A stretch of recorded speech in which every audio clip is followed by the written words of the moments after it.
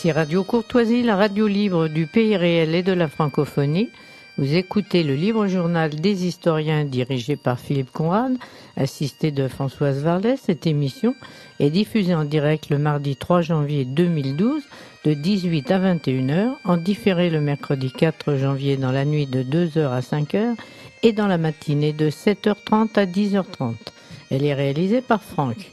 Vous pouvez intervenir au cours de l'émission par téléphone au 01 46 51 00 85, par télécopieur au 01 46 51 21 82, par courrier électronique à courtoisie@radiocourtoisie.fr. Chers auditeurs, bonsoir.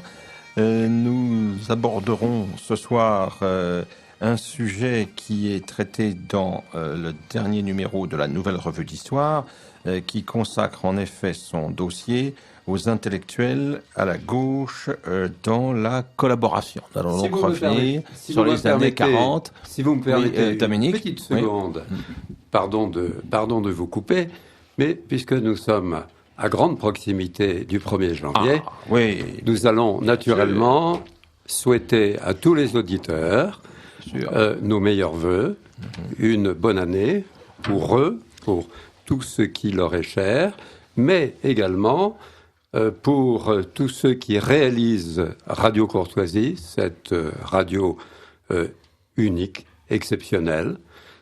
Tous ceux qui réalisent Radio Courtoisie vont recevoir l'expression de nos vœux, de tous ceux qui sont ce soir autour de cette table et dans ce studio. Eh bien, vous avez bien fait, Dominique, de me rappeler à l'ordre, parce que j'allais commettre là un oubli tout à fait regrettable. Donc, effectivement, je confirme, nous présentons tous nos vœux à nos auditeurs et à tous ceux qui font marcher cette radio exceptionnelle qu'est Radio Courtoisie.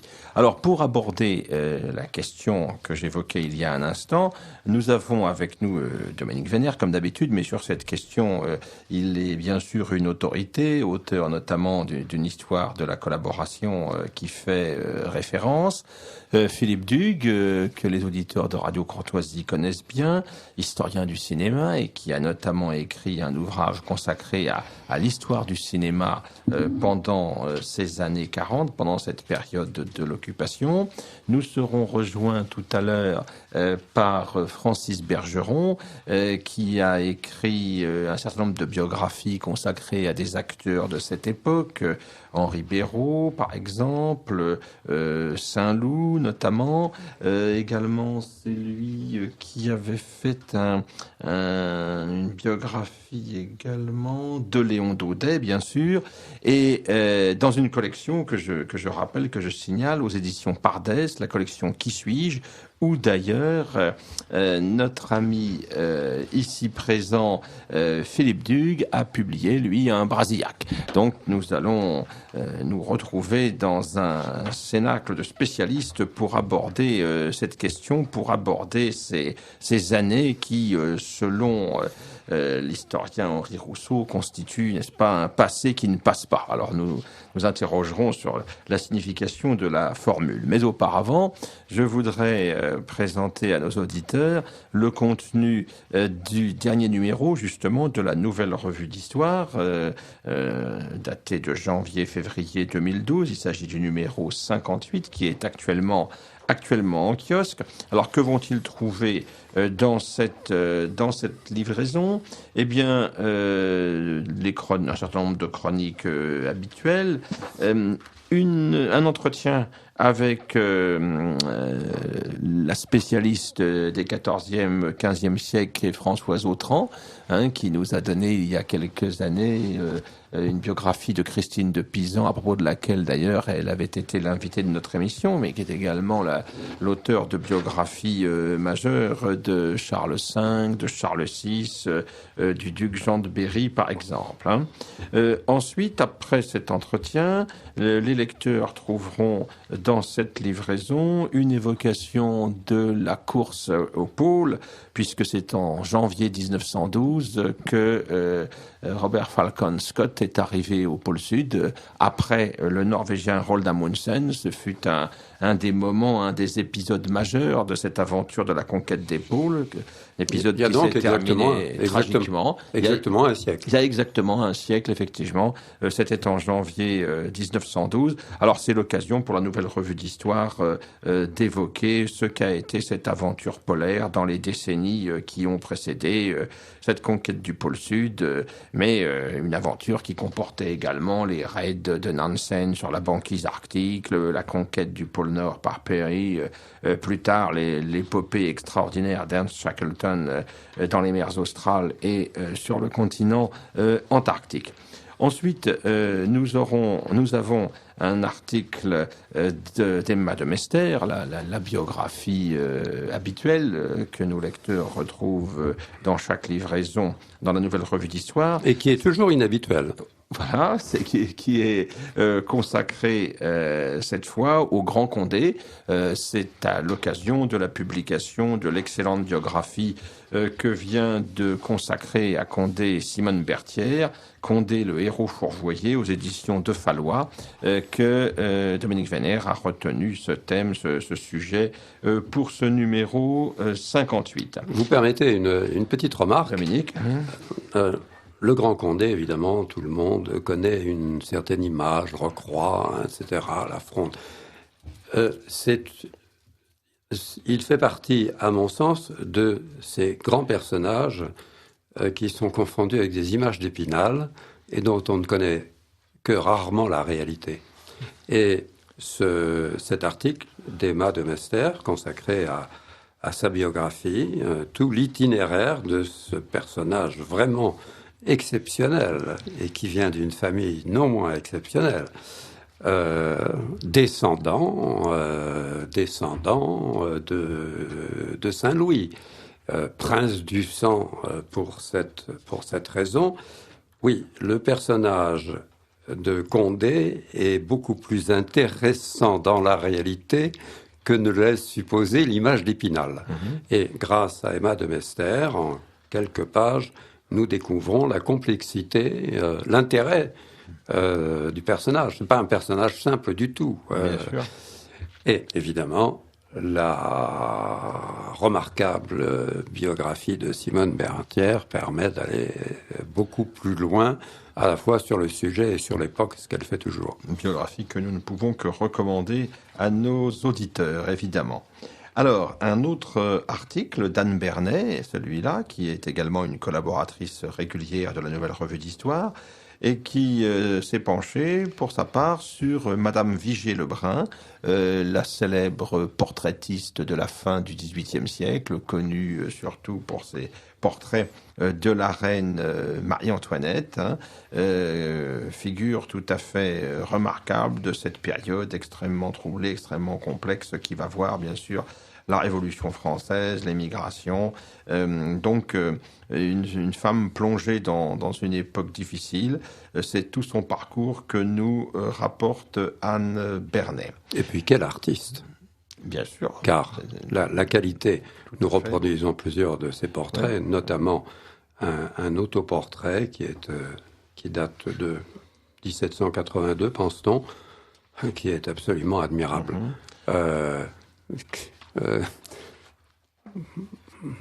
Allez, nous n'allons pas jouer les esprits sombres ou noirs, mais je crois que l'on voit rarement aujourd'hui des peintres d'une telle qualité capables de réaliser des portraits de cette qualité. Oui, c'est une des grandes artistes de cette période, de cette fin du XVIIIe siècle. Elle annonce les grands portraits de David, d'Ingres, qui suivront au cours des décennies. Et par ailleurs, un personnage très intéressant et, je dirais, sympathique que Anne Bernet fait découvrir. Vie très difficile, et dans cette vie très difficile, elle a toujours manifesté à la fois grande discrétion et grand courage devant les épreuves. C'est un beau personnage. Oui, dans un contexte, encore une fois, qui n'était pas simple, hein, ces années de la Révolution française, de l'immigration, pour ce qui la concerne. Alors, ensuite, Émeric Chauprade, que nos auditeurs connaissent bien également, se penche sur l'anglais Alfred Mackinder, l'un des grands théoriciens de la géopolitique anglo-saxonne. C'est une analyse tout à fait intéressante parce que le propos de Mackinder, les inquiétudes qu'il formule en son temps quant à la montée en puissance de l'Empire russe, de la puissance continentale qui pourrait être en mesure de mettre en cause la suprématie, l'hégémonie anglo-saxonne, britannique d'abord, au-delà américaine. Hein. Mackinder va mourir juste à la fin de la Seconde Guerre mondiale. Hein. On retrouve là un certain nombre de données, un certain nombre de constantes qui permettent d'éclairer dans une large mesure ce qu'est la géopolitique d'aujourd'hui et ce que sont les conflits de puissance, les rivalités de puissance qui se dessinent en ce début du XXIe siècle. Et Émeric Chauprade, dont on connaît le remarquable manuel Géopolitique, constante et changement dans l'histoire, a particulièrement bien mis en lumière justement tout ce qu'il pouvait y avoir d'actuel et d'utile pour l'intelligence du présent dans les théories de Mackinder. Ensuite, un article d'Yvonne Pagnès consacré à Anna Reich, une aviatrice allemande, là aussi un personnage qui a, à propos duquel on peut parler d'Image d'Épinal, d'Idersu, n'est-ce pas, Anna Reich, l'aviatrice de Hitler, etc. Bon, les choses sont un petit peu différentes. Quel personnage! Et, effectivement, quel personnage. Et alors, une figure assez exceptionnelle. Et ce qui est également exceptionnel, c'est que ce portrait de Anna Reich est fait par Yvonne Pagnès, qui était une résistante extrêmement active, qui a été déportée, qui avait une bonne connaissance de l'allemand, qui a été déportée, qui s'est évadée, qui a été protégée d'ailleurs lors de son évasion par des Allemands. Et elle raconte en quelles circonstances elle a rencontré Anna Reich peu de temps après la Seconde Guerre mondiale, alors qu'elle venait faire en Allemagne des conférences, car cette résistante, qui avait payé durement son engagement, était simultanément partisan d'une réconciliation entre Français et Allemands. Et c'est l'une des raisons pour lesquelles elle se trouvait en Allemagne et pour lesquelles elle présentait des conférences. Et le portrait initial qu'elle fait de cette petite bonne femme frêle, fragile, simple, gentille, etc., qui était, et par ailleurs incroyablement audacieuse et courageuse, qu'était Anna Reich, ce portrait est vraiment saisissant. Il est présent actuellement dans un ouvrage d'Anna Reich. Ce sont ses souvenirs qui viennent d'être justement publiés en France avec une présentation, une préface de cette résistante Yvonne Pagnès. Alors, après ce personnage également tout à fait exceptionnel, un personnage controversé, puisqu'il s'agit d'André Malraux, à qui Jean-Michel Baldassari consacre un article intitulé La grandeur et l'équivoque. Alors, voilà deux termes qui rendent compte assez bien, je pense, des débats et des appréciations que l'on peut porter sur Malraux. Je salue l'arrivée de Francis Bergeron qui nous rejoint. Nous pourrions mettre équivoque au pluriel, éventuellement. Oui, voilà. Donc, outre cet article sur Malraux, nous abordons ensuite le dossier de ce numéro. Comme je l'ai indiqué au début, son titre est tout un programme, puisqu'il s'agit des intellectuels et de la gauche dans la collaboration. Alors, comment se présente ce dossier? Je vais d'abord vous en donner le contenu, puis après nous serons amenés à aborder, bien sûr, certaines des questions qu'il étudie ou qu'il évoque. Alors, d'abord, un entretien avec Dominique Venner, ici présent, auteur, je le rappelle, d'une histoire de la collaboration aux éditions Pygmalion. Un entretien avec des propos recueillis par Pauline Lecomte, l'une des journalistes de la Nouvelle Revue d'Histoire. Philippe, et vous permettez que je fasse un mot sur le commentaire sur cet entretien? Je vous en prie. Je le recommande, je le conseille particulièrement aux lecteurs, car je trouve que c'est une véritable charte de l'historien. À travers les propos que tient Dominique Venner à Pauline Lecomte, on voit se dégager un certain nombre de principes, de préceptes, de devoirs de l'historien qui sont généralement ignorés par les historiens contemporains, et notamment le danger, le piège de l'anachronisme, piège souvent volontaire chez les historiens de mauvaise foi. Et Dominique insiste très très lucidement sur ce qui constitue, je le répète, une sorte de charte de l'historien, et c'est pour ça que je le conseille aux lecteurs. Oui, et je me répète, mais je conseille également au lecteur la lecture de son Histoire de la collaboration pour l'honnêteté intellectuelle et l'impartialité qui l'anime. Alors, après cet entretien, un article de Charles Vaugeois consacré à Otto Abetz, personnalité dont nous parlerons tout à l'heure, sur lequel nous insisterons davantage. Ensuite, Francis Bergeron, qui vient de nous rejoindre, a donné un article qui s'intitule « Du pacifisme de gauche à la collaboration », parce que un certain nombre de gens ont voulu assimiler la collaboration automatiquement à l'extrême droite, et ils ont instrumentalisé ce genre d'affirmation en oubliant qu'une bonne partie des troupes, sur le plan politique de la collaboration, ou même de ce qu'on a appelé le collaborationnisme, c'est-à-dire les milieux parisiens qui ont sincèrement cru à la perspective d'une Europe dominée par l'Allemagne, pour bonne part d'entre eux, ils viennent de la gauche, et notamment du socialisme pacifiste qui s'était développé pendant toute l'entre-deux-guerres. Alors nous aurons l'occasion évidemment d'approfondir ce point. Un article de Dominique Venner à propos de Karl Epting et l'Institut allemand de Paris, un allemand, mais personnage tout à fait original, tout à fait intéressant, francophile, qui aurait souhaité sans doute aboutir à un rapprochement réel, durable entre les deux pays. Un article de Julien Hervier, le grand spécialiste de Drieux-La Rochelle, sur justement l'auteur de Gilles, et dont on sait ce qu'ont été ses engagements durant cette période. Un article d'Alain de Benoît à propos de Raymond Abellio, écrivain, philosophe, spécialisé dans l'ésotérisme au cours des années 50 et 60, mais qui avait eu une vie antérieure et qui l'avait rapproché d'un certain nombre des acteurs parmi les plus importants de la collaboration. Je pense en particulier à Eugène Deloncle. Mais il venait du trotskisme, et c'est la raison pour laquelle, d'ailleurs, tous les personnages français qui sont évoqués ont des origines de gauche variées, mais y compris de Drieux-La Rochelle.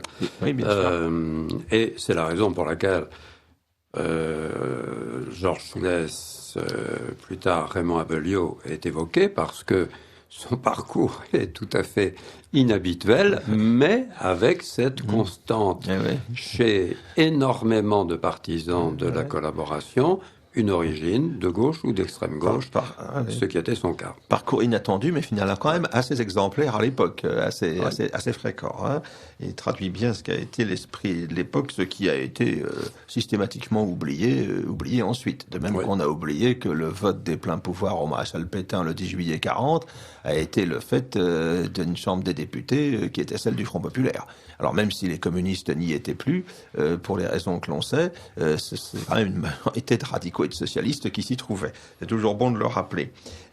Après cet article consacré à Raymond Abellio, alors nous avons un outil de travail très intéressant avec un dictionnaire des collaborateurs de gauche réalisé par Antoine Baudouin. Alors ça c'est l'occasion de nombreuses découvertes, surtout pour les plus jeunes lecteurs, les étudiants. Oui, ce sont des sont de petites notices biographiques qui découvriront à cette occasion à quel point une multitude de leaders de gauche venant du socialisme, du communisme, du trotskisme pour certains, se sont retrouvés embarqués donc dans la collaboration. Enfin, dernier article de ce dossier, Philippe Duc, donc ici présent, a réalisé une sorte de bilan, de synthèse, de tableau de ce qu'était l'activité littéraire en 1942, puisque c'est un petit peu l'année que nous retenons pour des raisons d'anniversaire. Et ça sera l'occasion là de découverte, ça sera l'occasion de certaines surprises, évidemment pour les lecteurs de ce dossier. Alors donc, j'ai présenté rapidement quel était le contenu donc de ce dossier. D'abord une première question. J'évoquais tout à l'heure la formule fameuse de l'historien Henri Rousseau. Cette période, c'est un passé qui ne passe pas. Quelle réflexion est-ce que cela vous suggère, Dominique Vénère, vous qui êtes, je le rappelle, l'auteur d'une histoire de la collaboration qui fait autorité? Il est certain que cette période-là continue à faire problème. Les questions que l'on se pose au sujet de cette période sont incessantes, les réponses ne sont pas toujours très claires. Et pourquoi un passé qui ne passe pas? Parce que à l'occasion de tel ou tel événement d'actualité, que ce soit les hommes politiques, des journalistes, des commentateurs, font très fréquemment des comparaisons ou des allusions à cette période qui, il faut le dire, et bien sûr nous en sommes conscients en tant qu'historiens, c'est une période qui correspond à un drame immense dans la vie de la nation française, dans la vie de l'Europe en général, mais pour la France, en raison de ce qu'a été la défaite de 1940, en raison de ce qui a suivi, c'est-à-dire l'occupation, en raison des équivoques multiples dont nous allons parler, qui ont accompagné l'occupation, l'idée de collaboration. Vichy, qu'est-ce qu'était Vichy? Quels étaient les personnages? Quelles étaient leurs intentions? Quelle a été leur conduite par rapport aux événements? Tout cela revient toujours en permanence dans l'actualité. L'une des raisons pour lesquelles, ce n'est pas la seule, l'une des raisons pour lesquelles ce retour est constant, c'est bien entendu l'ampleur unique de ce drame des années 40, 44 ou 45 pour la France et les Français. Et parmi les grandes questions et parmi les équivoques, il y a celle que nous abordons dans notre dossier, c'est-à-dire le rôle des intellectuels et de la gauche, qui habituellement est passé sous silence, dans la collaboration. Sachant que dans ce passé qui ne passe pas, se trouvent mêlés deux phénomènes qui historiquement sont différents, la collaboration et Vichy.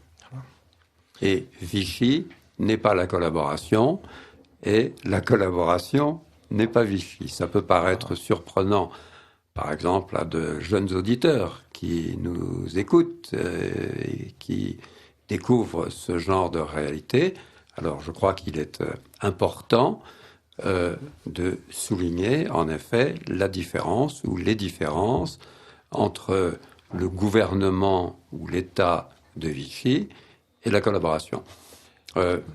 On a trouvé un mot d'ailleurs qui est collaborationnisme pour distinguer un petit peu justement entre les milieux parisiens acquis à la collaboration et puis un régime de Vichy qui pouvait formellement, ce fut le cas avec la fameuse formule de Montoire, évoquer le terme, mais qui en réalité n'entendait pas collaborer réellement avec l'occupant et cherchait d'un point de vue pratique, concret, à alléger le poids de l'occupation et les difficultés que connaissait la France de l'époque. Alors, bien entendu, dans la politique du gouvernement de Vichy et des hommes qui ont été aux affaires dans cette période-là, des hommes souvent très différents, une part se rapporte à ce qu'on peut appeler la collaboration, laquelle d'ailleurs a plusieurs visages et plusieurs réalités qui sont très différentes. Nous aurons l'occasion d'en parler. Mais toute une part de ce qu'on appelle Vichy, c'est-à-dire tout simplement le gouvernement français de cette époque-là, qui exerce son autorité, il faut le rappeler, principalement en zone sud ou zone libre, et également en Afrique du Nord et dans ce qu'on appelle à cette époque-là l'Empire, c'est-à-dire l'Empire colonial qui représente une réalité humaine et géopolitique de première importance. Ce qui fait que le gouvernement de Vichy, au moins jusqu'au débarquement allié en Afrique du Nord de novembre 1942. Jusqu'en novembre 1942, le gouvernement de Vichy, son principal représentant, le maréchal Pétain, et tant d'autres personnages à côté de lui, dispose d'instruments politiques, d'atouts qui ne sont pas négligeables. Ces atouts vont disparaître après le débarquement de novembre 1942 et l'occupation de la zone sud par la puissance occupante, par les Allemands, puisque ce débarquement en Afrique du Nord est interprété par les Allemands comme une rupture de l'armistice, une rupture des conditions d'armistice qui avaient été acceptées entre vainqueurs et vaincus en 1940. Il faut savoir aussi, et disons-le très vite, que Vichy, non seulement n'est pas assimilable entièrement à la collaboration, et bien au contraire, c'est dans le cadre de l'armée de Vichy, l'armée d'armistice, des services secrets reconstitués clandestinement à l'encontre des conventions d'armistice. C'est dans le cadre d'initiatives de toutes sortes qui sont prises à Vichy même et autour qu'apparaissent les premières manifestations tangibles de ce que sera la résistance. On peut dire que dès les premières semaines, presque dès les premiers jours qui suivent la défaite et la création de ce que sera l'État de Vichy, des initiatives sont prises, notamment au sein de l'armée et des services spéciaux reconstitués avec l'accord du maréchal Pétain. Ce sont des initiatives destinées à lutter contre l'Allemagne. C'est une réalité qui est en opposition complète avec l'aspect officiel d'une collaboration très incertaine, d'ailleurs, le mot ayant été prononcé par le maréchal Pétain, avec certainement, qui n'y mettait certainement pas les intentions qui furent celles des partisans ultérieurs de la collaboration, ceux que vous appeliez à juste titre, ou vous rappeliez qu'on les appelait les collaborationnistes de Paris. Finalement, il y a deux capitales en France. Il y a une capitale, Vichy, qui n'est certainement pas la capitale de la collaboration, et il y a une capitale, Paris, qui est incontestablement la capitale de la collaboration. Pour la bonne raison, c'est que Paris est occupé, Paris et la zone nord, occupée par la puissance allemande. Nous allons en parler d'ailleurs, parce que tout cela n'est pas très simple.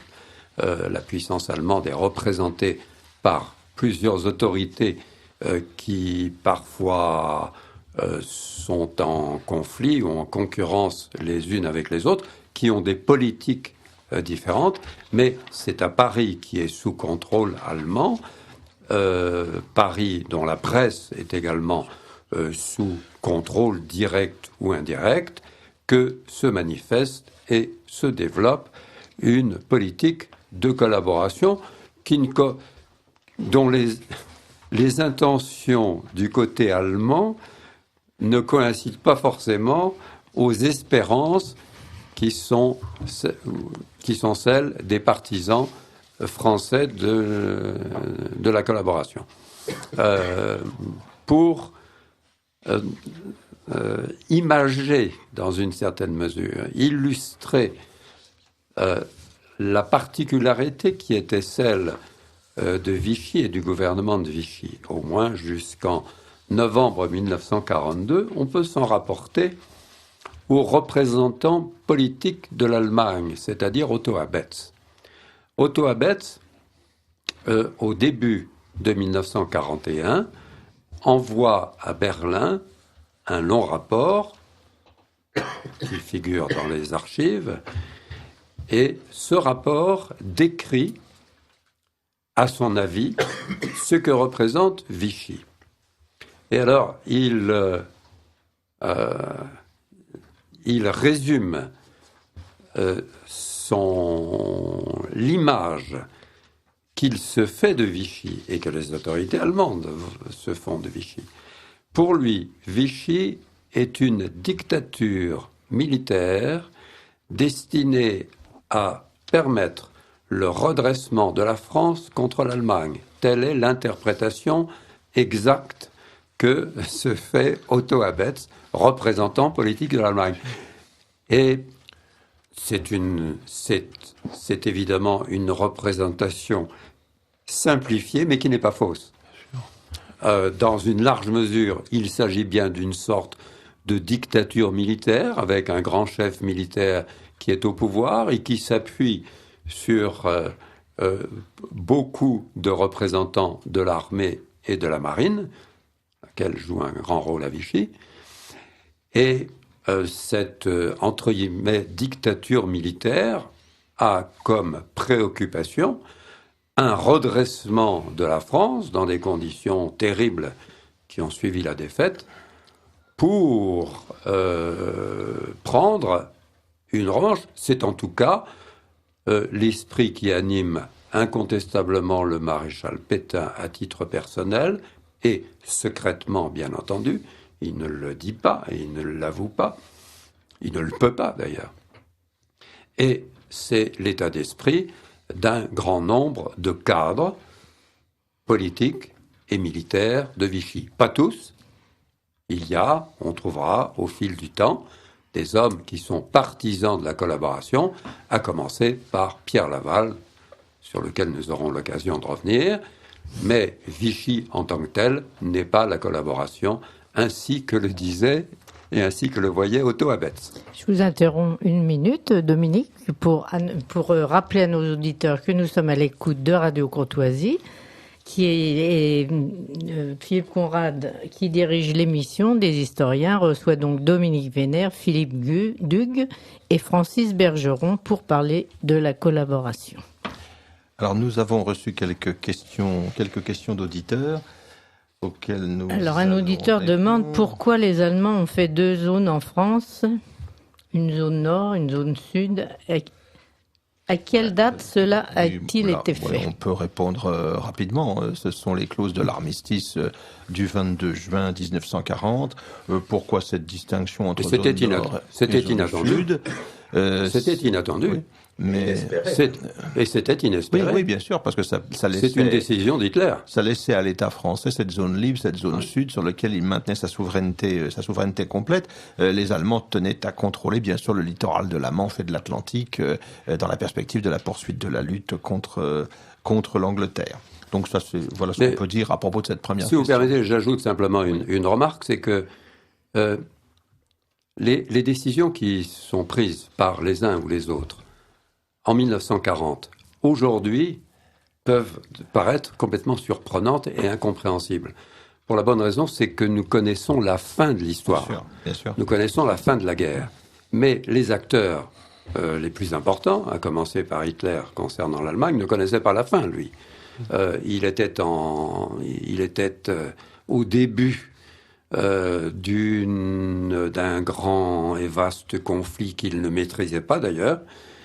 Et dans ce vaste conflit, il tentait de trouver au fil du temps et selon les occasions des réponses par rapport à l'idée qu'il se faisait de ses adversaires potentiels ou adversaires réels dans l'immédiat, l'Angleterre par exemple, la Russie dans le futur. Enfin, bref, l'idée que lui et les autres pouvaient se faire de la situation et de son évolution en 1940 n'a rien à voir avec l'idée qu'ils pourront s'en faire en 1942 et évidemment que les historiens pourront s'en faire et que tout le monde pourra se faire après la fin du conflit.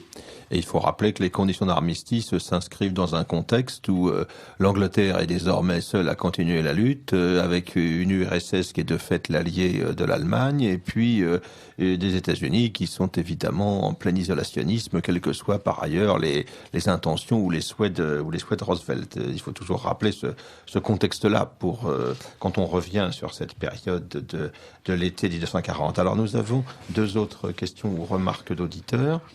Les collaborateurs venaient aussi bien de la gauche que de la droite, la gauche par pacifisme, la droite par collaborationnisme, dans une Europe puissante où l'Allemagne serait le moteur. Benoît Méchain, Cousteau n'était pas de gauche que je sache. En tout cas, l'ennemi principal de la gauche et de la droite, collaborationniste, était le bolchevisme. C'est ce que dit l'auditeur. Alors, ce que l'on peut, c'est un résumé d'une vaste situation que nous sommes en train d'explorer peu à peu au cours de cette émission et dans le cadre de ce dossier de la Nouvelle Œuvre d'Histoire. Ce que l'on peut constater d'une façon tout à fait impartiale, avec le regard de l'historien qui n'est pas partisan, le fait est que la participation rapide et persistante d'hommes de gauche, intellectuels ou hommes politiques, ou syndicalistes, très nombreux, dans la collaboration ou dans les perspectives d'une entente avec l'Allemagne, oui, la proportion des hommes de gauche est beaucoup plus importante que la proportion des hommes de droite. Il y aura, au fil de la guerre, au fil du conflit, des hommes de droite qui n'étaient pas du tout partisans de la collaboration, qui, à la suite de la situation intérieure et notamment de ce qui va fortement ressembler à une guerre civile au sein de la France elle-même, où le rôle du Parti communiste ne sera pas négligeable, alors on verra un certain nombre d'hommes de droite ou d'extrême droite, le plus emblématique étant Darnan. Joseph Henriot. Oui, et puis Philippe Henriot aussi. Oui, mais Joseph Darnan, qui était un nationaliste français, très combattant des deux guerres, héros des deux guerres, profondément nationaliste, patriote, oui. Et en 1940, jusqu'en 1941 et même 1942, l'ennemi pour lui est l'Allemagne. Et c'est à la suite de ce qui sera une quasi-guerre civile en France qu'il sera conduit à s'engager dans la collaboration, ce qui n'était pas du tout dans ses intentions initiales. Alors, quand on parle de cette période, il est toujours important de suivre la chronologie, le comportement des uns ou des autres. en 1940 n'est pas forcément celui de 1941, ni celui de 1942, etc. Alors nous avons une autre question. Pourriez-vous nous parler de la situation de deux intervenants pendant la guerre, Félicien Chalet et l'illustre Alain? Comment a évolué leur pacifisme de guerre qu'ils défendaient comme anciens combattants? Francis Bergeron, qui a rédigé, je le rappelle, l'article consacré au pacifisme de gauche débouchant sur la collaboration. Quel est votre sentiment à ce effectivement, propos? Dans le dossier de la Nouvelle Revue d'Histoire, j'ai traité de ce pacifisme de gauche, et l'auditeur évoque Félicien Chalet et Alain, qui sont effectivement assez emblématiques de ce courant. Mais il y a beaucoup d'autres personnages. Effectivement, il y a une sorte de dictionnaire des hommes de gauche dans la collaboration qui est impressionnante, puisqu'on y retrouve toute l'élite socialiste, radicale socialiste, libertaire de l'avant-guerre et syndicale de l'avant-guerre, dans ce courant collaborationniste ou collaborateur. Alors, je dirais que ce qui anime effectivement un Alain pour le courant radical socialiste, un Giono pour le courant socialiste révolutionnaire, socialiste révolutionnaire, ou un Lecoing pour le courant libertaire et anarchiste, c'est effectivement un pacifisme débridé, si on peut dire. Ce sont des gens qui préfèrent être allemands que morts. Comme on a dit à l'époque de la guerre du Vietnam, plutôt rouge que mort, eux ils disaient plutôt allemand que mort. Le prix de la paix, ça c'est dans la fameuse pétition lancée par Louis Lecoing et qui va recueillir l'adhésion de tous ces gens-là. Louis Lecoing dit « Le prix de la paix ne sera jamais aussi ruineux que le prix de la guerre. On ne construit rien avec la mort, on peut tout espérer avec la vie. » Et on trouve cette espèce de slogan utopique que les armées laissant la parole à la raison, déposent donc les armes. Et nous, on va commencer, nous, Français, puisque lorsque cette pétition est publiée, on est avant l'armistice, on est on est au début de la guerre. Au début de la guerre, en septembre, dans les premiers jours de septembre 39. Que le cœur humain trouve son compte dans une fin très rapide de la guerre. Réclamons la paix, exigeons la paix. La paix à tout prix, la paix allemande vaut mieux que la mort. Donc ça, c'est vraiment l'influence de ces gens-là. Et ce qui est intéressant de noter, c'est que cette collaboration pacifiste, de gauche par essence, puisque à droite, on n'est jamais pacifiste. On peut être pacifique, on est pacifique, mais on n'est pas pacifiste. On n'instaure pas en doctrine ce principe de la paix avant tout, puisque le patriotisme et le pacifisme à tout craint sont incompatibles quelque part. C'est l'idée que tout vaut mieux que la guerre, la défaite vaut mieux que la guerre, l'Europe allemande vaut mieux que la guerre. Cette collaboration-là, à mon sens, c'est certainement celle qui a le plus intéressé et le plus servi l'occupant.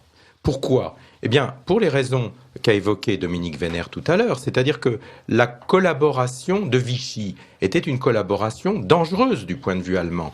Ces hommes qui cherchaient le compromis avec l'occupant, c'étaient des patriotes. Et donc, il y avait le risque à tout moment que, profitant d'un interstice de l'histoire, d'une faiblesse du régime germanique, du régime national-socialiste, nazi, eh bien, que ces hommes, que ce régime de Vichy viennent changer son fusil d'épaule et viennent tout d'un coup passer dans une phase de combat contre l'occupant. Et d'ailleurs, on l'a vu avec notamment l'armée, les forces armées dans les maquis, etc., qui souvent étaient composées de militaires venant de mouvements para-vichysois, je dirais. Oui, et l'armée d'Afrique, qui est l'armée de Vichy. Et l'armée d'Afrique, tout à fait. Et qui va jouer un rôle ensuite très important dans les combats de la libération. Cette collaboration-là, la collaboration de Vichy, disons, ou ce courant-là, était un courant qui pouvait être dangereux pour les Allemands. La collaboration je dirais, du type Doriot, ce type de collaboration-là pouvait également être dangereuse à la longue. Parce que Doriot certes, Doriot essaye de se placer... Pour rappeler, peut-être un petit peu fixer le profil Doriot, du personnage. Ancien dirigeant mots. du Parti communiste, qui bascule dans l'anti-bolchevisme avant la guerre, et qui va se retrouver, je dirais, à la tête de ce parti populaire français, dont il voudrait faire le parti unique français. Et je dirais qu'il y a toute une tentative, on le voit bien au début dans les premiers mois d'occupation, il y a la tentative de créer un État totalitaire autour du PPF, dont Doriot serait le chef. Une approche qui d'ailleurs va très vite échouer. Mais Doriot... Parce que les autorités allemandes n'en veulent surtout pas. Exactement. Ils ne veulent pas d'un fascisme français. Mais pourquoi ? Parce que Doriot roulait pour lui, quelque part. Les PPF roulaient pour eux. Et il est bien certain que faire émerger un système, un parti, une structure totalitaire, on peut dire, en tout cas extrêmement dictatoriale, autour de cet homme qui s'appelle Jacques Doriot, c'était prendre le risque, là aussi, à terme, en fonction de l'évolution des événements, qu'un jour, ce parti PPF se retrouve en conflit avec l'occupant. Et nous avions là des gens qui voulaient reprendre les armes, nous avions des gens qui étaient capables de tenir des armes, nous avions des gens qui avaient un appareil militaire, on a bien vu d'ailleurs au moment de la LVF, la volonté de prendre les armes, la volonté de s'engager, de risquer sa peau même. Donc là, on avait des gens qui étaient prêts à risquer leur peau pour un idéal.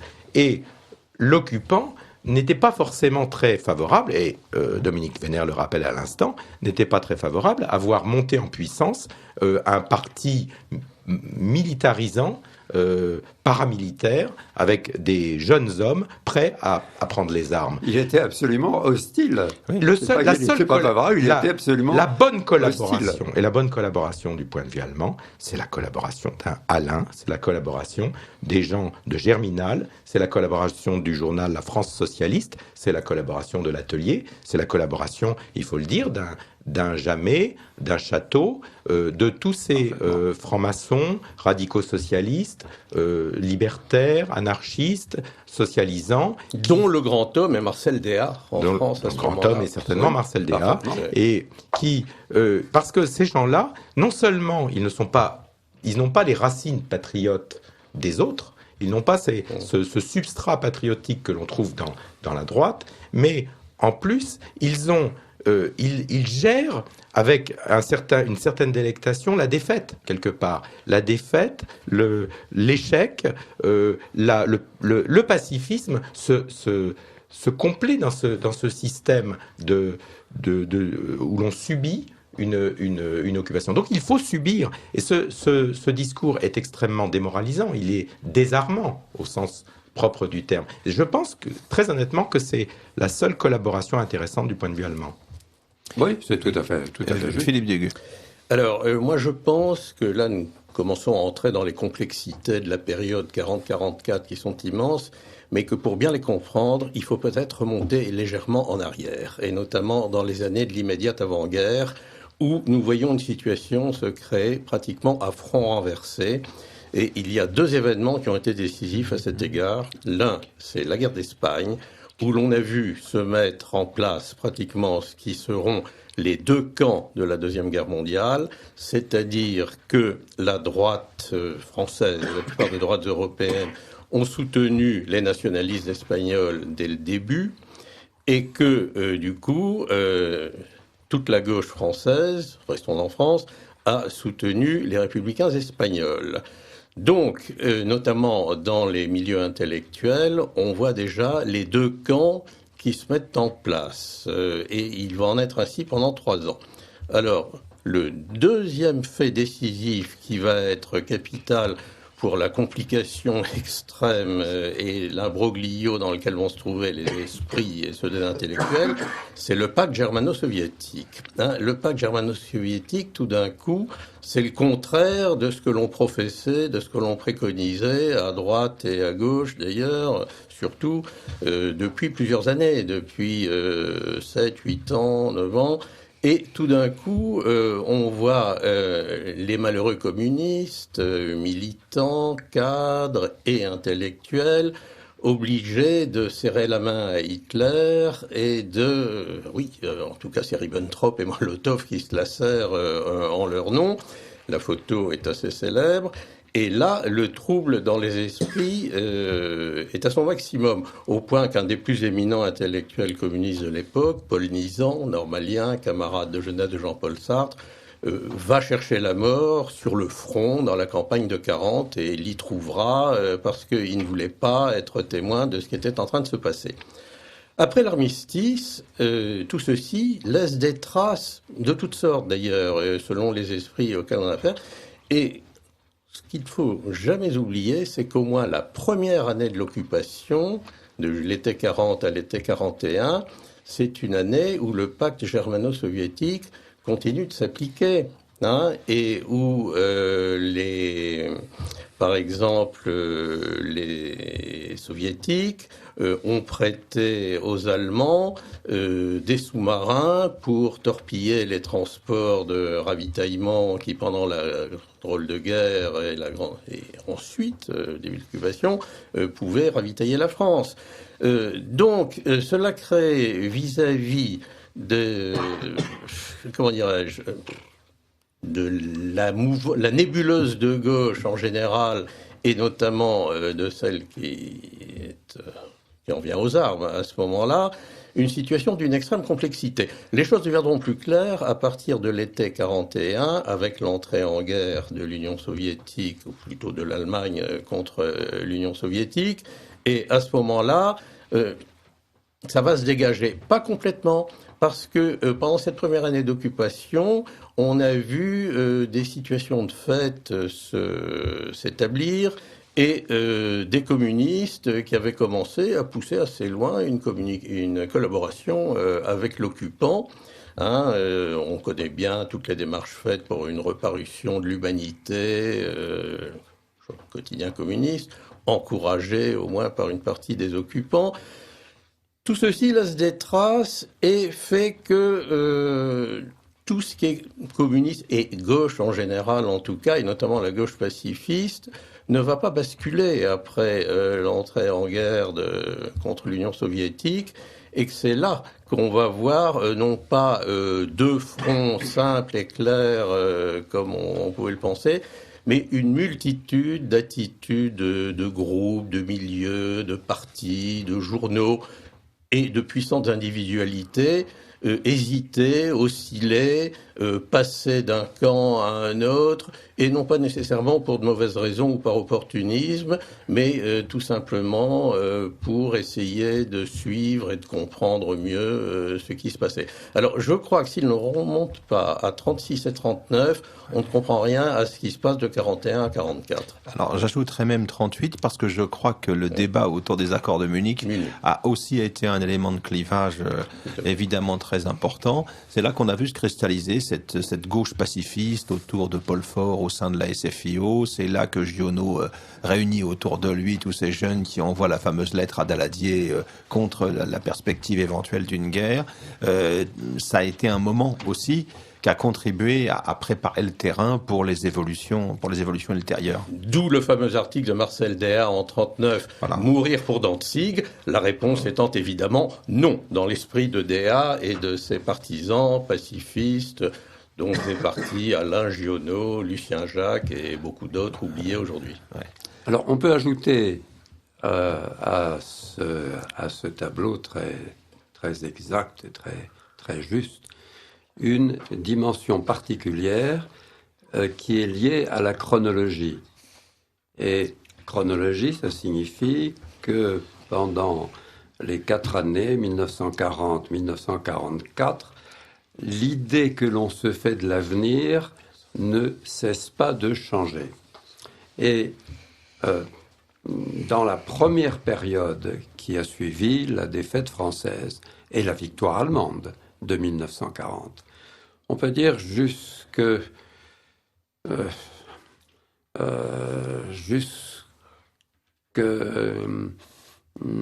la fin de 1941. Fin 41, il se passe un événement qui va laisser des doutes sur la victoire allemande possible.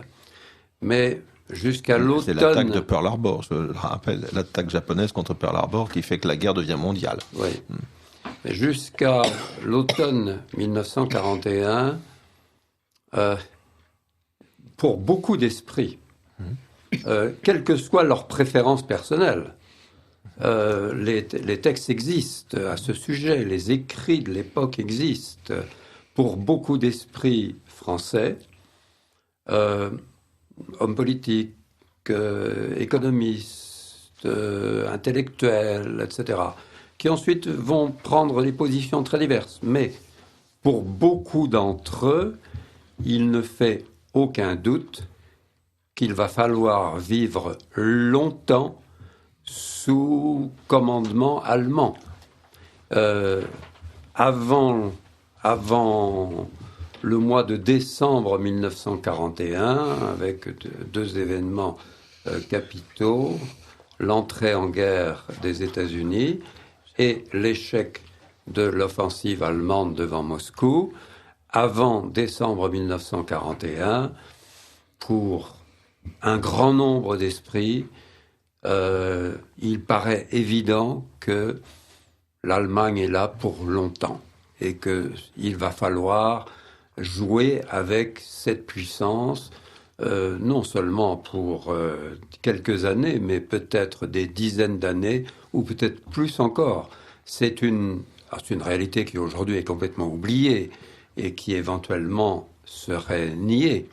Mais les textes existent, les écrits de cette époque-là montrent cette particularité qui est très importante. Oui, c'était la conviction d'un Laval, par exemple, qui n'était pas spécialement germanophile, bien sûr, mais qui c'était un pacifiste. Voilà, qui était pacifiste d'origine, un socialiste pacifiste, ouais. Et qui était convaincu qu'on était confronté à une période sans doute prolongée d'hégémonie allemande en Europe. Oui, il a cru très longtemps. Bon, l'Angleterre avait été expulsée du continent où elle faisait un peu la pluie et le beau temps jusque-là. Il fallait faire désormais, pour un temps au moins, avec cette hégémonie allemande prévisible. Philippe Duc. Pour aller dans le même sens et abonder dans ce que vient de dire Dominique et de vous compléter, il est évident que nous savons aujourd'hui que la guerre va durer 4 ans. À l'époque, personne ne le savait. On ne savait pas quand ça finirait. Et alors là, je puis apporter un témoignage d'enfant, mais finalement, les enfants avaient de grandes oreilles. J'avais 13 ans à la Libération.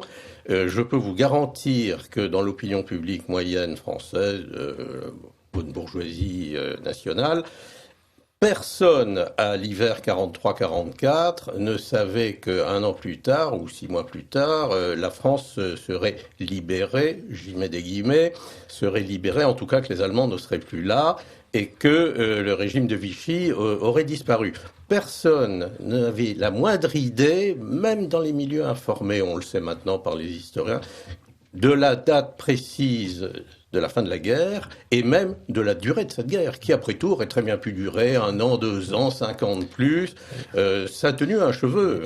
Exactement. Et si l'on revient sur la période initiale de 1940, les gens, pour la plupart d'entre eux, pensent qu'à relativement court terme, on aura un traité de paix.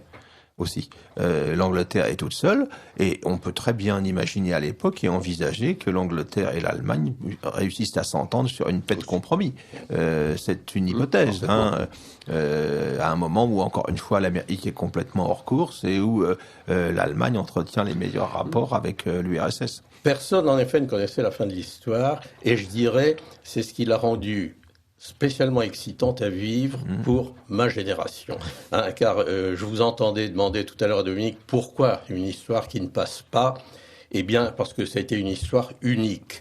Et je sais bien que des souvenirs d'enfance ne valent que ce que valent les enfants. Mais tout de même, quand je me penche en arrière, maintenant, je me dis, eh bien, c'est la période la plus intéressante que j'ai jamais vécue.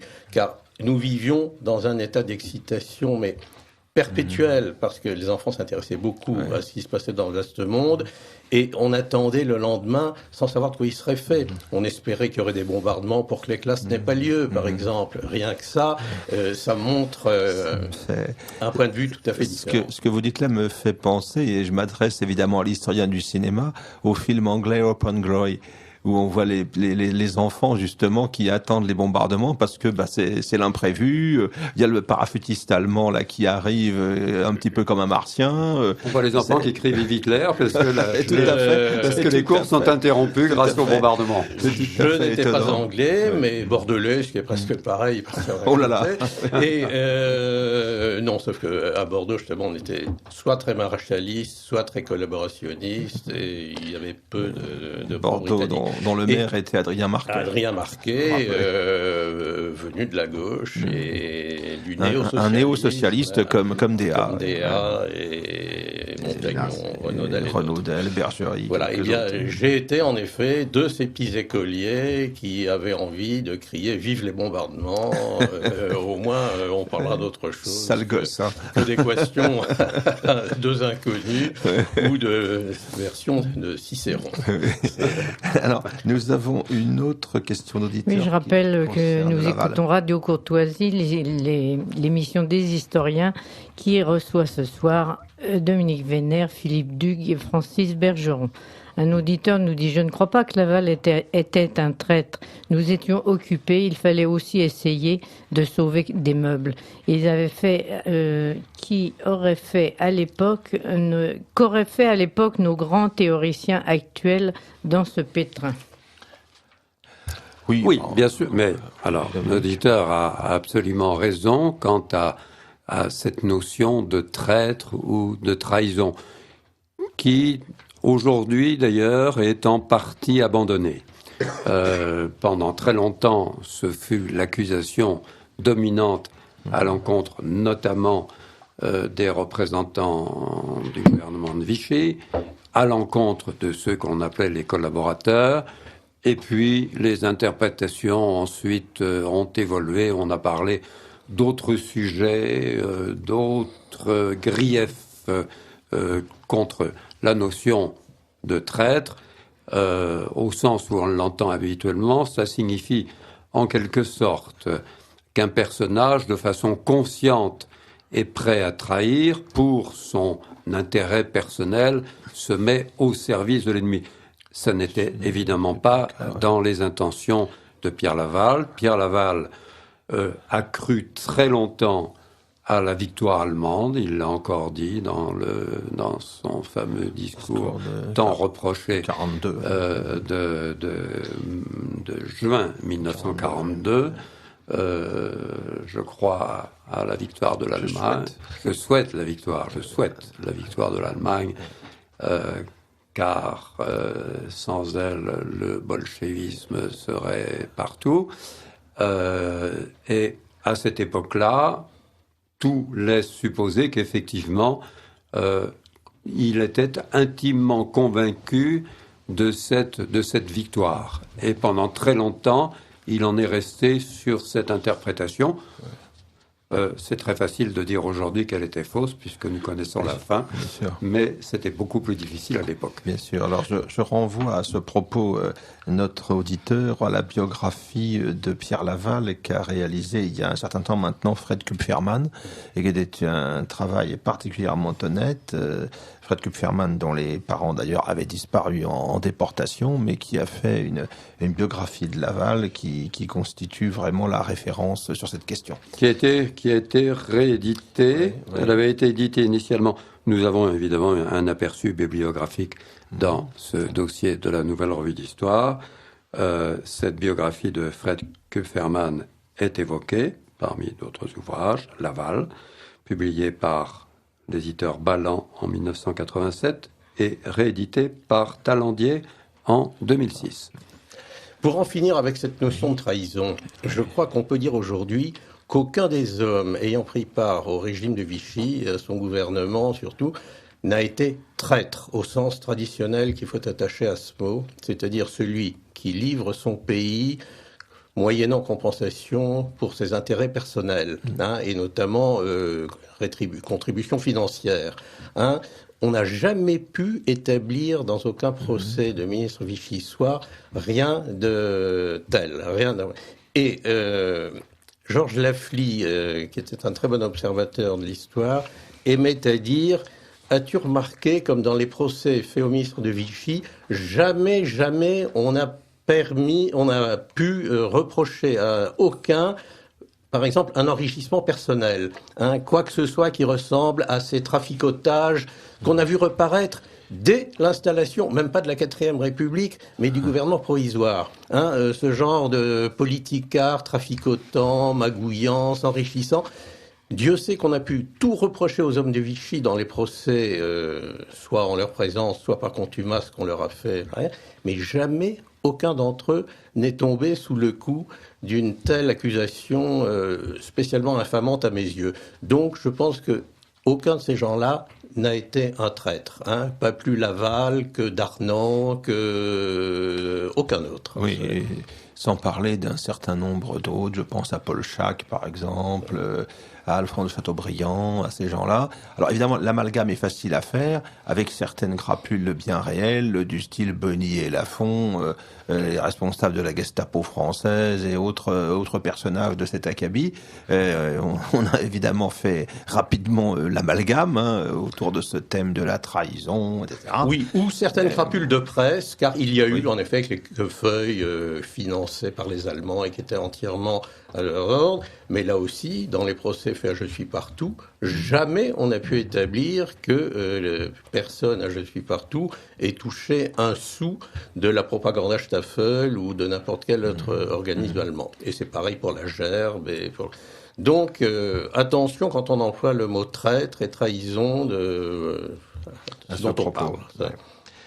Alors, cette gauche qui a fourni un certain nombre de ceux qui ont cru dans cette Europe sous domination allemande parce qu'ils y voyaient, entre autres, la possibilité d'établir une paix durable, on peut considérer qu'ils se trompaient. Mais ces hommes de gauche, on l'a vu, ils sont très nombreux. Il y en a un certain nombre qui sont particulièrement représentatifs dans le milieu intellectuel.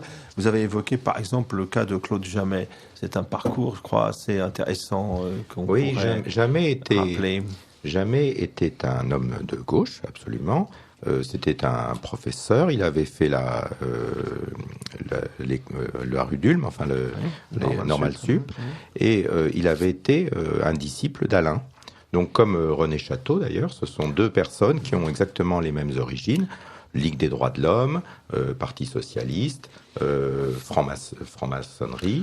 Comité de vigilance des intellectuels antifascistes, sans doute. Comité de vigilance des intellectuels antifascistes. D'ailleurs, c'est très amusant.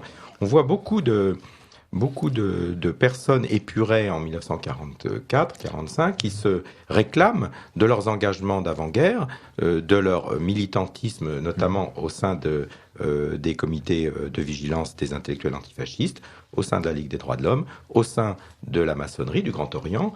Et d'ailleurs, certains d'entre eux vont bénéficier de certaines amitiés maçonniques, ce qui va leur permettre d'être libérés un peu plus tôt que d'autres.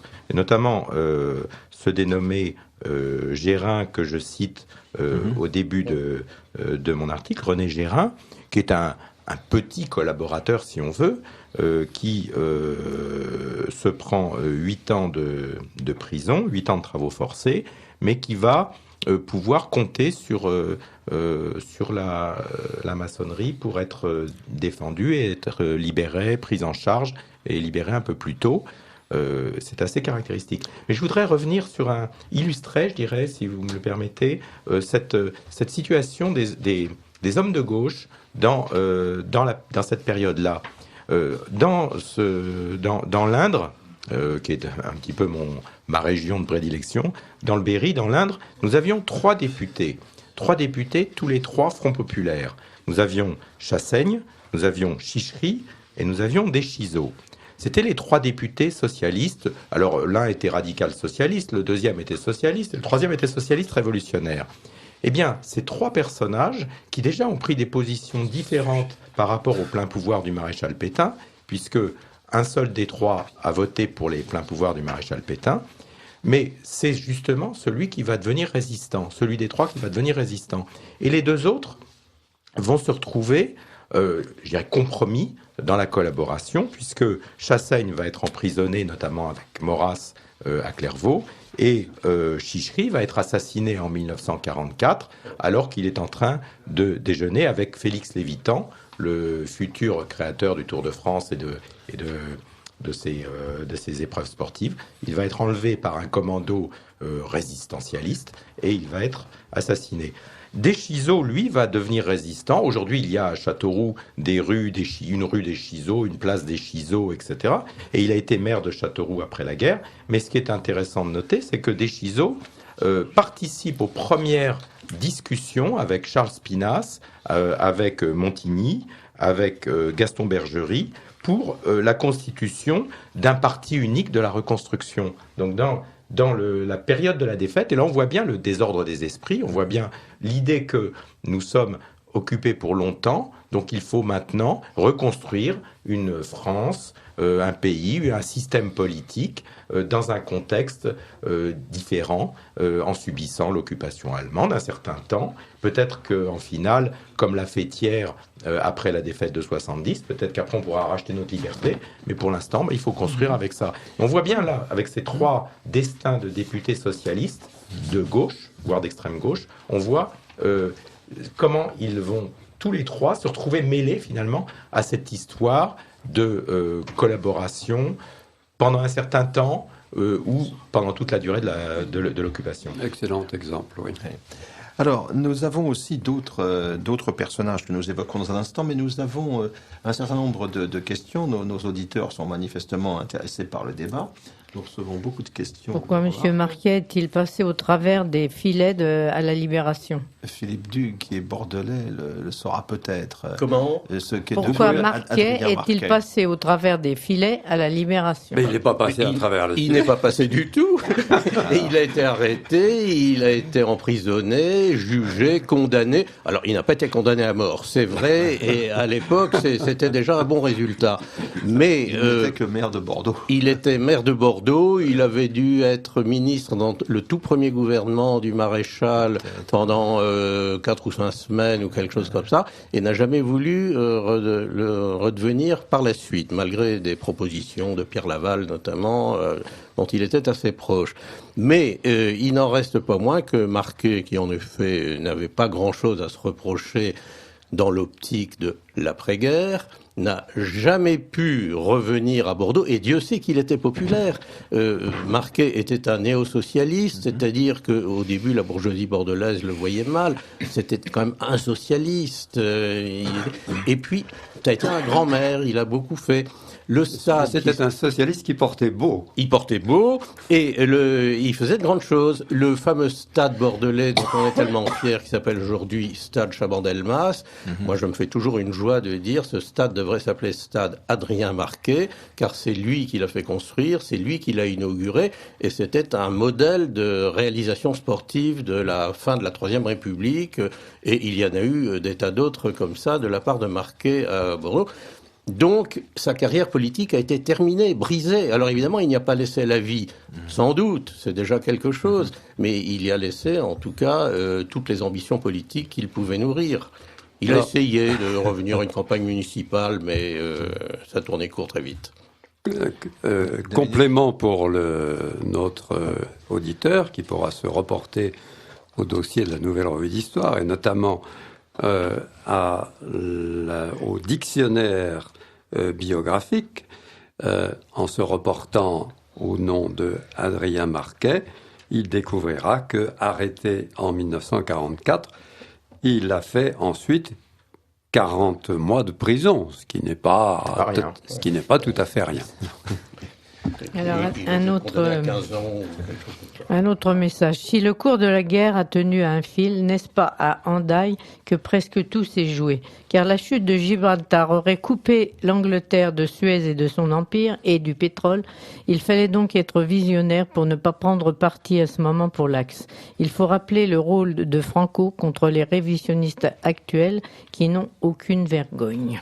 Oui, il est clair que Franco, en octobre 1940, nous sommes 2 jours avant l'entrevue de Montoire, quand Hitler remontera vers le nord, Franco et son ministre des Affaires étrangères, Serrano Suñer, vont gesticulé pour faire le moins de concessions possible à Hitler, exiger des engagements considérables et hors d'atteinte de l'Allemagne pour pouvoir s'engager avec elle. De cette manière, ils vont réussir à préserver une prudente neutralité. Bon, en juin 1940, les choses auraient peut-être été un petit peu différentes, mais en octobre, l'Angleterre n'était pas vaincue. La bataille d'Angleterre était en train de se terminer et l'Angleterre avait tenu. Donc, Franco, qui savait que son pays venait de sortir de 3 années de guerre civile, n'a pas voulu évidemment s'engager dans une aventure. Puis après, il a adopté une politique qu'on connaît bien. Il a donné des gages aux uns et aux autres. Il a laissé partir les volontaires de la division Assault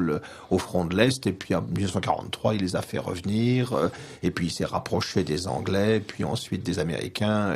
Et le contexte ultérieur de la guerre froide lui a permis de prolonger son régime ensuite. C'est un homme de la réelle politique. Tout à fait. C'est pas un idéologue. C'est pas du tout un idéologue. C'est pas un idéologue. L'Italie fasciste et l'Allemagne l'avaient soutenu pendant la guerre civile, mais c'est pas pour autant que il était prêt à s'intégrer à une sorte d'internationale fasciste. C'était avant tout un nationaliste espagnol et soucieux avant tout, de manière très très pragmatique, de l'intérêt immédiat de son pays. Alors, un autre auditeur, je voudrais rappeler que les communistes et les bolcheviks ont collaboré avec les nationaux allemands pendant 19 ans, depuis les accords de Rapallo en 1922. En échange de la technique allemande, les bolcheviks ont offert aux nationaux allemands des bases aériennes et des bases pour les blindés pour la guerre chimique. C'est tout à fait exact. Tout à fait. C'est toujours bon de rappeler cet accord de Rapallo, qui a une signification d'ailleurs géopolitique très très intéressante, qui a retenu l'attention d'ailleurs des géopoliticiens allemands de l'époque, notamment de Karl Haushofer, qui était partisan justement d'une entente germano-russe pour bâtir un grand ensemble continental en mesure de tenir tête à ce qu'il appelait le BOA anglo-saxon. Oui, ce sont des idées qui étaient très répandues dans les milieux nationaux ou nationalistes allemands, en dehors d'Hitler et de ses propres partisans. Bien sûr.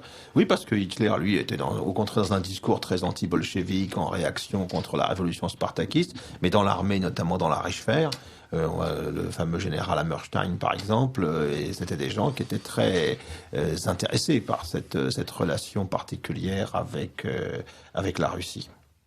Un autre message, que pensez-vous du livre de Monique Cointet qui s'intitule La nouvelle histoire de Vichy? Dominique, je crois que vous en avez rendu compte dans un des numéros de la nouvelle histoire. Nous avons eu l'occasion d'en rendre compte, largement d'ailleurs, puisque nous avons publié un grand entretien avec Madame Cointet à la suite de la publication de son livre. L'entretien ne porte pas exclusivement sur cette nouvelle histoire de Vichy, c'en est un petit peu le fond, mais l'entretien porte d'une façon générale sur la carrière de l'historienne qui est Madame Cointet. Son livre est un ouvrage qui est incontestablement inspiré par un souci d'honnêteté. Ce qui est tout à fait notable quand il s'agit de ce type de sujet. Mais alors, je tiens aussi à rappeler à nos auditeurs, mais faut-il leur rappeler qu'ils peuvent toujours se reporter aussi à l'histoire de Vichy du regretté François-Georges Dreyfus, qui en son temps avait, en publiant cet ouvrage, réalisé une véritable rupture dans toute la manière convenue, conventionnelle d'aborder l'histoire de période. Parfaitement, oui. Je lis encore un dernier message à propos de Doriot. L'avion qui a mitraillé et tué Doriot sur une route d'Allemagne en 1945 était-il anglais ou allemand? Alors, ça fait partie des questions auxquelles il n'y a pas de réponse. Toutes les raisons penchent plutôt vers un avion britannique, car on ne voit pas très bien pour quelle raison à ce moment-là, pour quel motif à ce moment-là, tel ou tel pouvoir allemand aurait voulu se débarrasser de Doriot. Alors, ce qui a été avancé par certains, je crois que c'était plus ou moins ce que racontait Saint-Paulien, Maurice Yvan Sicard, dans son Histoire de la collaboration dans les années 60, c'est que Doriot était sur une ligne anticommuniste très, très intransigeante, et à l'intérieur, selon lui, de l'appareil de pouvoir allemand, notamment au sein de la SS, il y a des gens qui aurait imaginé un éventuel compromis avec les soviétiques, ce qui paraît quand même extrêmement tiré par les cheveux. Ce sont des hypothèses assez romanesques. Oui, tout à fait. Ouais. Ça ferait un beau scénario hollywoodien. Ouais. Puis on peut penser aussi que la voiture de Doriot a été mitraillée sans que le pilote qui l'a fait sache forcément qui était le passager. Qui était probablement le cas. Ça a sans doute été. Il y a toutes les chances pour que ce soit passé ainsi. Alors, il y a une autre personnalité de l'époque qui apparaît assez fascinante, et je me tourne de nouveau vers Francis Bergeron, parce que c'est un homme, effectivement, qu'on situe à gauche, c'est l'écrivain Jean Giono, dont le parcours est tout à fait intéressant. Giono est un personnage effectivement assez fascinant. D'abord, c'est un écrivain évidemment talentueux, c'est un vrai chef d'école, l'école de Cantadour, qui est une école de jeunes gens qui veulent coller à la nature. Ça a été le personnage emblématique du Front populaire. C'était tout ce qu'on évoque avec les congés payés, le camping, la redécouverte du vélo, de la nature. C'est Giono. Enfin, Giono était le grand homme du Front populaire. Pour les compagnons de la Belle Étoile de Saint-Loup, c'est exactement. Évidemment une et figure donc, de référence. Giono est un socialisant, pacifiste, même marxisant à une période de sa vie. Il est pacifiste, il est très pacifiste, donc il est effectivement favorable aux accords de Munich. Il condamne toute perspective de guerre. Et il va être mis en prison en 1939 à cause de ses positions pacifistes. Et ensuite, il va être mis en prison en 1944 parce qu'il a continué à prôner ce pacifisme pendant l'occupation, parce qu'il a continué à publier pendant l'occupation, notamment dans La Gerbe, je crois, et parce qu'il a également répondu à un reportage dans Signal, où il s'est fait photographier dans Signal pour expliquer pourquoi il était favorable à la paix telle qu'elle existait, ou à ce régime de paix en place dans la France de 1942. En 1944, effectivement, il est victime d'un attentat, d'une tentative d'assassinat. Il est arrêté, donc en 1944, et il est arrêté par ce résistant très à la mode aujourd'hui, Aubrac. Exactement, Aubrac. Oui, voilà. Il est arrêté par Aubrac, qui veut le passer par les armes, et il va être condamné, il va être marginalisé. Il va figurer sur la liste des écrivains de la liste du CNE, donc interdit professionnel en quelque sorte, donc il sera interdit de publication dans les journaux notamment. Mais il va faire aussi une seconde carrière littéraire, et il va être sauvé en quelque sorte de l'oubli, notamment par un certain nombre de ses amis, notamment Marcel Pagnol et quelques autres qui vont le remettre à la mode. Et il va avoir le prix littéraire, le prix de Monaco, je crois, qui va relancer sa carrière. Et il va publier des livres dans un genre assez différent de ceux d'avant-guerre. C'est le Hussard sur le toit. C'est le Hussard sur le qui toit, va le relancer et qui ouvrira sa nouvelle carrière romanesque. Stendhalien qu'avant-guerre, où il était au contraire, il était dans une sorte de paganisme, de retour à la terre, qui allait bien avec d'ailleurs le discours vichysois quelque part. Donc on en faisait aussi un personnage à la mode sur ce plan-là. Oui, Vichy, à certains égards, est un héritier du Front populaire. Alors, si vous permettez, moi, j'aime bien dire que le plus beau film vichysois a été réalisé en 1937, en plein Front populaire, par Marcel Pagnol, d'après un roman de Jean Giono, c'est Regain. Regain, vous avez tout, la moisson, le retour à la terre, le renouveau de l'agriculture. La régénération morale qui accompagne le retour à la terre. Et effectivement, je pense que ce malheureux Giono a été vichysois, peut-être sans le savoir, tout à fait. Et plus qu'il ne le voulait même, mais là aussi, il y a complaisance ou ambiguïté ou équivoque, comme nous disions à propos d'Abetz. Il y a un film de moyen métrage, Manosque, Pays de Giono, qui est beaucoup passé pendant l'occupation, que j'ai vu, qui est une sorte de légende dorée de Jean Giono, qu'on voit affublé comme une espèce de pâtre d'Ancien Régime ou presque, avec une grande cape, un chapeau, il a peut-être la canne, il ne manque que les moutons, mais qui ne sont pas loin, dans les collines derrière Manosque, et on le voit là recevant les visites ininterrompues des jeunes... C'est ça. Genre chantier de jeunesse, qui viennent prendre la bonne parole chez Giono. C'est une sorte de chantre du nouvel état de fait, sinon du nouvel état politique. C'est la communauté du Contadour, donc, qui est une communauté de retour à la terre, un peu comme on en connaîtra après 1968. Il va avoir une grosse influence sur Saint-Loup, puisque Saint-Loup vient de gauche. Saint-Loup est l'un des, non pas le fondateur, mais l'un des animateurs des auberges de jeunesse, en tout cas l'animateur du journal des auberges de jeunesse. Giono est le grand homme de Saint-Loup, comme il est le grand homme de toute cette génération et de tous ces jeunes gens issus du Front populaire. Et il va, Saint-Loup, qui s'appelle Marc Augier à l'époque, va donc participer à ces fameuses soirées du Contadour, où d'ailleurs il y avait assez peu de paysans. C'était des jeunes parisiens. Saint-Germain-des-Prés, mais en tout cas c'était des jeunes parisiens, des jeunes intellectuels qui allaient se frotter à la nature avec Giono. Mais ce qui est très étrange, c'est le parcours de Saint-Loup, puisque il est difficile de trouver plus grande différence qu'entre un Giono et un partisan du régime national-socialiste. Ce sont vraiment des univers qui ne peuvent pas se rencontrer, en fait.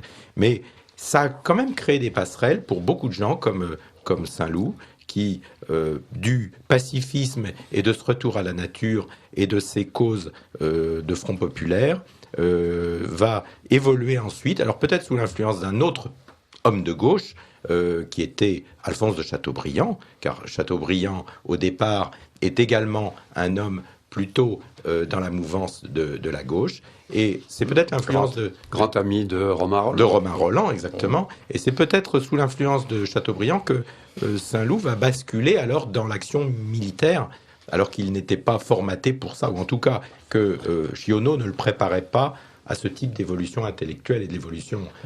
Simplement, Saint-Loup, Marc Augier était un homme d'action. C'était aussi un sportif. C'était quelqu'un qui aimait la lutte, le dépassement de soi.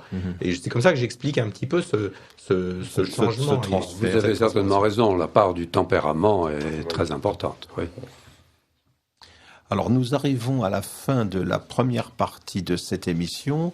Au tout début de la seconde, dans quelques minutes, nous établirons la liaison avec Bernard Lugan, que nos auditeurs connaissent bien, et qui va évoquer pour nous la censure dont il a fait l'objet sur une chaîne de télévision récemment, à la suite de la publication de son dernier essai consacré à l'Afrique, dont je rappelle le titre pour nos auditeurs, essai qui s'intitule « Décoloniser l'Afrique » aux éditions Ellipsa.